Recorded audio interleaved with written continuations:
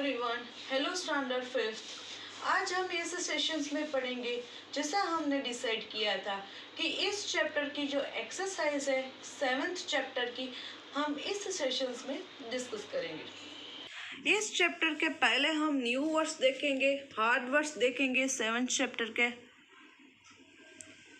Socked यानी कि completely completely wait यानी कि गीला। Shower, bath in which water is spread from above. Shower जिसको कहते हैं। वेप्ट यानी कि शेड। टीयर्स रोना, cried.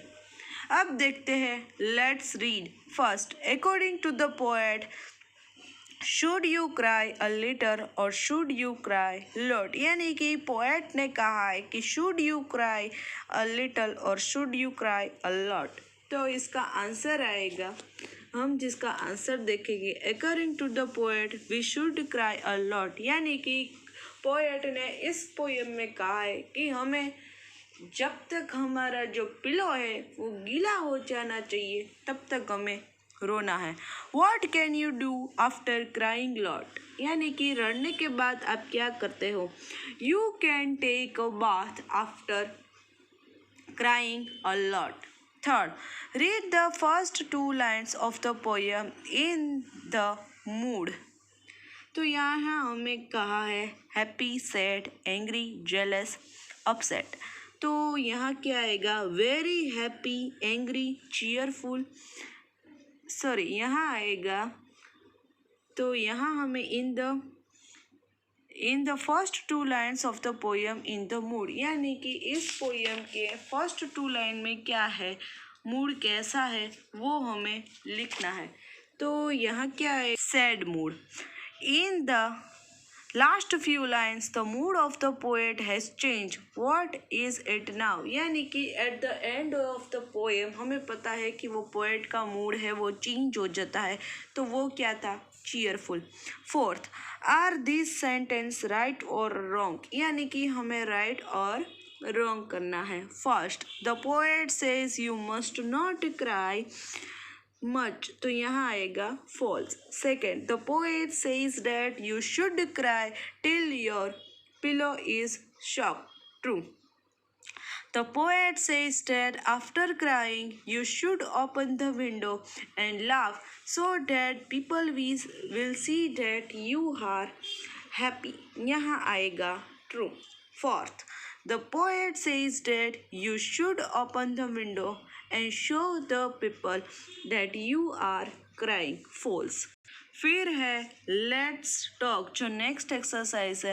Where do you cry, what are the things that make you cry. यानी कि आप कब रोते हो और किस वजह से आपको रोना पड़ता है वो भी लिखना है। तो I cry in the bathroom, I usually cry when I got a scolding from my parents. हम अक्सर पेरेंट्स हमें डांटते हैं तब रोते हैं। Can you cry when you are happy, no I can't cry when I am happy. यानी कि जब हम खुश होते हैं तब रोते नहीं है।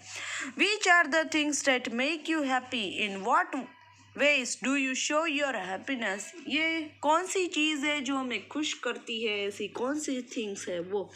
Eating a food and playing a football makes me a happy, I scream loudly to show my happiness. यानी कि यदि हम हमारा फेवरेट फूड खाए और हम क्या करेंगे, दूसरा प्लेइंग यानी कि हमारी मनपसंद यदि गेम खेलेंगे तब।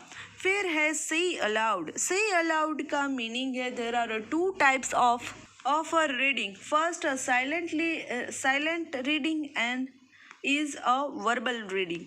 तो हम यहाँ वर्बल रीडिंग करना है, यानी कि लाउड, यानी कि ये जो वर्ड्स है उसको हमें सिर्फ लाउडली स्पीक करना है।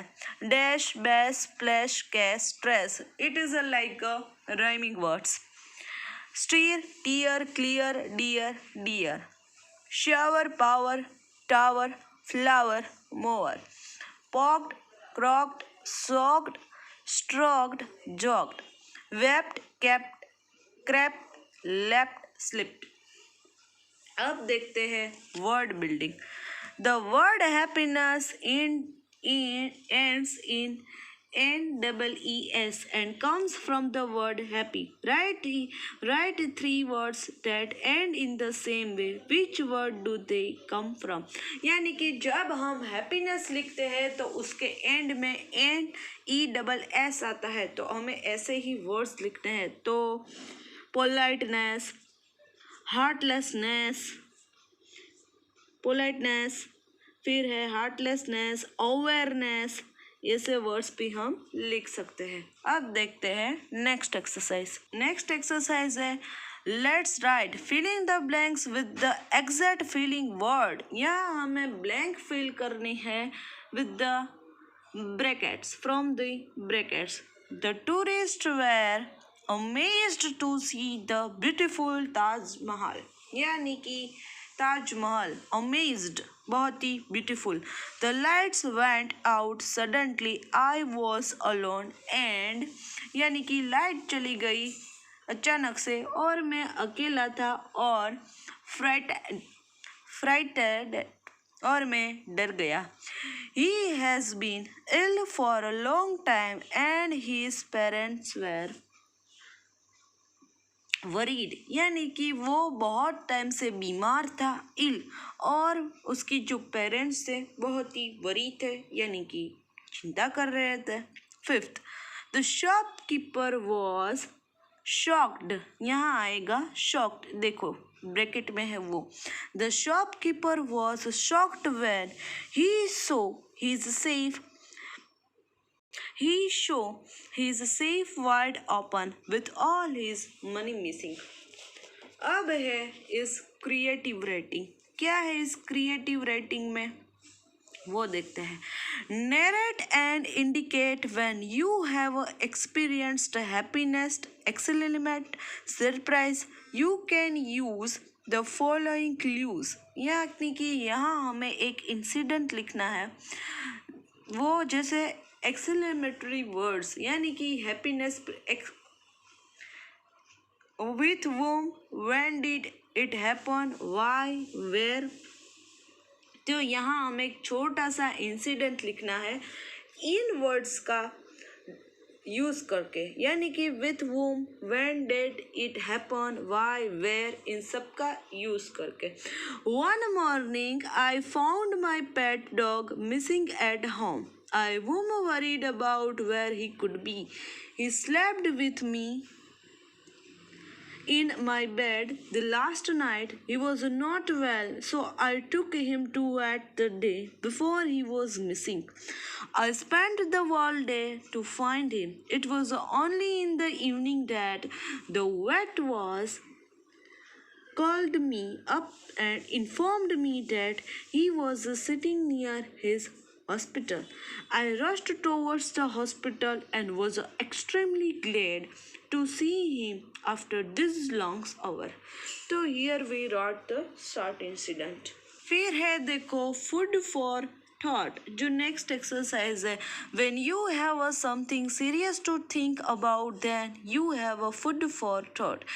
Here some food for thought. यानी कि यहाँ आपको बताया है कि चलो आप ऐसे फ्री बैठे हो, खाना खा रहे हो और आप फूड के बारे में ऐसे सोच रहे हो, तो वो क्या है. यदि आपके सामने प्लेट है, डिश है और उसमें जो खाना है उसको आप फूड के बारे में क्या सोचोगे, वही है. टोमेटोज आर रेड, तो हमें पता है टमाटर लाल है. बीन्स आर ग्रीन, बीन्स है वो ग्रीन है, देखो. फिर है पोटैटोज आर ब्राउन, यानी कि आलू का कलर ब्राउन है. ऑनियंस आर पिंक, जो कांदा है उसका कलर पिंक है. कैरेट्स है वो juice which I can drink, यानी कि कैरेट्स जो गाजर होता है उसका जूस बनता है और उसको मैं पी भी सकता हूँ. Vegetables make me healthy and wise, so eat some daily with roti and rice. यानी कि सब्जी खाना चाहिए जो हमें बहुत ही हमारी हेल्थ के लिए अच्छा है, वो हमें डेली खाना चाहिए. So eat some daily with roti and rice, यानी कि हमें सब्जी खाते हैं, कोई भी आलू की सब्जी हो, बैंगन की सब्जी हो, तो वो हमें डेली खानी चाहिए रोटी और राइस के साथ, वो हमारी हेल्थ के लिए अच्छा है. तो देखो यहाँ हमारी 7th चैप्टर है क्राइंग, उसकी एक्सरसाइज जो हमें डिस्कस करनी थी वो कंप्लीट हो चुकी है। नेक्स्ट सेशंस में चैप्टर नंबर 8 की एक्सरसाइज है वो डिस्कस करेंगे। So till then have a nice day to all.